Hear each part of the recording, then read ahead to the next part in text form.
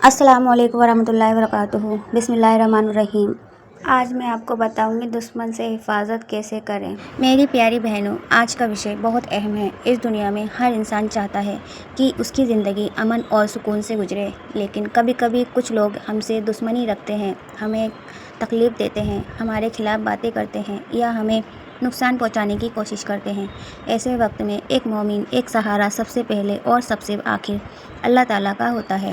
اگر کوئی انسان آپ کو تنگ کرے تو سب سے پہلے اپنے دل کو اللہ کی طرف موڑیے۔ یاد رکھیے، ہر طاقت سے بڑی طاقت اللہ کی ہے۔ جب اللہ کسی کی حفاظت کرتا ہے تو کوئی اس کا کچھ نہیں بگاڑ سکتا۔ آج میں آپ کو ایسی 3 دعائیں بتاؤں گی جنہیں مسلمان اکثر اللہ کی پناہ اور حفاظت کی نیت سے پڑھتے ہیں، لیکن یاد رکھیے ان دعاؤں کا اثر اللہ کی مرضی سے ہوتا ہے، اس لیے دعاؤں کے ساتھ نماز، نیک عمل اور صبر بھی بہت ضروری ہے۔ پہلی دعا یہ ہے، حسبنا اللہ و نعم الوکیل۔ اس پہلی دعا کا مطلب یہ ہے، اللہ ہمارے لیے کافی ہے اور وہی سب سے بہترین کام بنانے والا ہے۔ جب بھی دل میں ڈر آئے یا کوئی مشکل سامنے ہو، اس کلمے کو یقین کے ساتھ پڑھیے اور دل سے اللہ پر بھروسہ رکھیے۔ اب میں آپ کو دوسری دعا بتاتی ہوں۔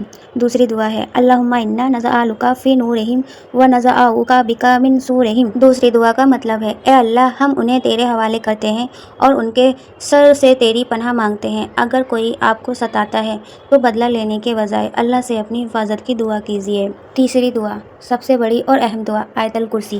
ہر فرض نماز کے بعد اور رات کو سونے سے پہلے آیت الکرسی پڑھنا بہت فضیلت والا عمل ہے۔ یہ اللہ کی حفاظت کی امید کے ساتھ پڑھی جاتی ہے۔ ایک سیکھ دینے والی کہانی۔ ایک نیک انسان کے کچھ دشمن تھے۔ وہ ہر دن اس کے بارے میں بری باتیں کرتے تھے اور اسے پریشان کرنے کی کوشش کرتے تھے، لیکن وہ کبھی بدلہ لینے نہیں گیا۔ وہ ہر نماز کے بعد اللہ سے دعا کرتا، اپنے اخلاق کو اچھا رکھتا اور صبر کرتا رہتا۔ کچھ سمے بعد وہی لوگ اس کی سچائی اور اچھائی برتاؤ سے پربھاوت ہوئے۔ ان میں سے کئی لوگوں نے اپنی غلطی مان لی۔ اس سے ہمیں یہ سیکھ ملتی ہے کہ کبھی کبھی اچھا اخلاق اور صبر دشمنی کو بھی کم کر دیتا ہے۔ آخری نصیحت، میری پیاری بہنوں، اگر آپ کی زندگی میں کوئی دشمن ہے تو اس سے نفرت میں اپنی زندگی برباد مت کیجیے۔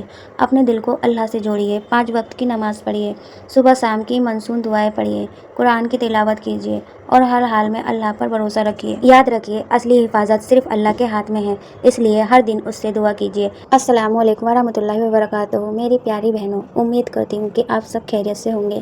آج میں آپ سب کو اپنے دن کی آج صبح میں نے سب سے پہلے اپنی کچن کی صفائی شروع کی۔ الحمدللہ، میں نے کچن کے سارے نئے برتن الماری سے نکال کر ایک ایک کر کے صاف کیے، پھر انہیں بہت اچھے طریقے سے جمایا تاکہ کچن صاف ستھرا اور خوبصورت لگے۔ اس کے بعد میں نے اپنا نیا مکسر مشین نکالا، اسے بھی اچھی طرح صاف کیا اور اس کی جگہ طے کی۔ جب گھر کا سامان سلیقے سے رکھا جاتا ہے تو کام کرنا بھی آسان ہو جاتا ہے اور دل کو بھی سکون ملتا ہے۔ ماشاءاللہ، میری نئی مشین بہت اچھی تھی۔ آپ بھی دعا کریں کہ اس کو نظر نہ لگے۔ پھر میں نے کڑھائی، پتیلی، پلیٹیں، کٹوریاں اور دوسرے برتنوں کو بھی صاف کر کے ان کی صحیح جگہ پر رکھا۔ کچن کو دیکھ کر دل خوش ہو گیا۔ اس سمے مجھے محسوس ہوا کہ صفائی بھی عبادت کا ایک حصہ ہے۔ ہمارے پیارے نبی صلی اللہ علیہ وسلم نے پاکیزگی اور صفائی کی اہمیت بتائی ہے، اس لیے ہمیں اپنے گھر کو بھی صاف اور محفوظ رکھنے کی کوشش کرنی چاہیے۔ پھر میں کمرے میں آئی۔